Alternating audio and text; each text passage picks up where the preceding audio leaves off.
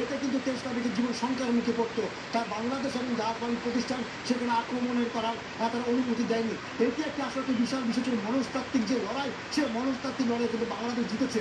যদি সেখানে European navy কিংবা ভারতীয় নেভি কিংবা ইউকে নেভি আক্রমণ করতো, তাহলে তো আমরা দেখতে পাচ্ছি ক্যাপ্টেন আব্দুর রশিদ সবার আগে নেমে আসছেন। ক্যাপ্টেন আব্দুর রশিদ, যিনি এমভি আব্দুলের মাস্টার ছিলেন, তিনি সবার আগে নেমে এসেছেন এবং তিনি এখন জাহাজ এমভি জাহানমণি থেকে নেমে তিনি এখন চলে যাচ্ছেন এবং তাকে বরণ করে নেওয়ার জন্য সবাই প্রস্তুত এবং একে একে অন্যান্য নাবিকরা নামার প্রস্তুতি নিচ্ছেন।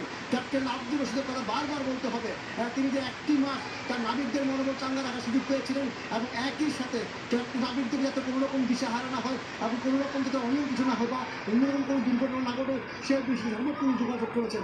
তিনি একই সাথে শুধু যে নাবিকদের মনোবল চাঙ্গা করেছেন তা কিন্তু নয়, তিনি একই সাথে যাতে এই জাহাজটি সুষ্ঠুভাবে চলে এবং কোনো রকম বিশৃঙ্খলা না হয়, সোমালিয়ান জনগোষ্ঠীর কোনো রকম আক্রমণে না যায়, সব দিক তিনি খেয়াল করেন এবং মালিক পক্ষের সাথে সেটা আলোচনা চালিয়ে যাওয়া সব দিক কিন্তু সম্পন্ন করেছেন। আমরা জানি এই এমভি আবদুল্লাহ যে ক্যাপ্টেন আব্দুর রশিদ এবং তাদের যে 23 জন যে বাকি 22 জন যে নাবিক ছিলেন, তারা কিন্তু একইভাবে একটি যুদ্ধের মতো একটা যুদ্ধ পরিস্থিতি তারা মোকাবেলা করে এসছেন।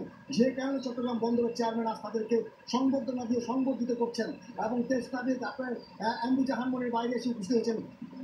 যখন এমভি জাহানমনি জিম্মি হয়, এই জিম্মি হওয়ার পর থেকে বাংলাদেশের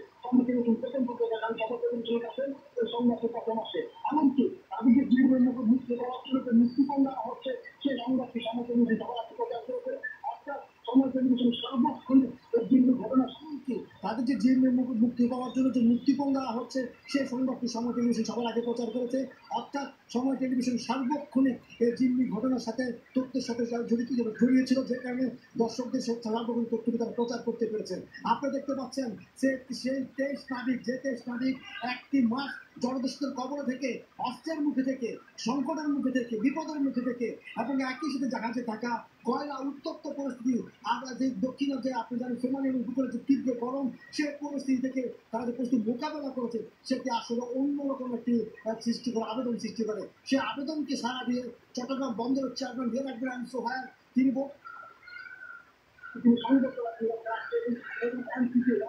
আপনি দেখতে পাচ্ছেন চট্টগ্রাম বন্দরের কর্মকর্তা কর্মচারী যারা বিভিন্ন জেটি ইয়াদের কর্মকর্তা রয়েছেন, তারাও সুযোগ দিয়েছেন আজকের এই প্রক্রিয়ায়। আপনারা আমরা দেখতে পাচ্ছি চট্টগ্রাম বন্দরের কর্মকর্তা কর্মচারী যারা বিভিন্ন জেটি ইয়ার্ডে কর্মরত রয়েছেন, তারাও সুযোগ দিয়েছেন আজকের এই প্রক্রিয়ায়। অর্থাৎ আমরা দেখতে পাচ্ছি চট্টগ্রাম বন্দর যে এনসিটিতে লোকারণ্য হয়ে পড়েছে।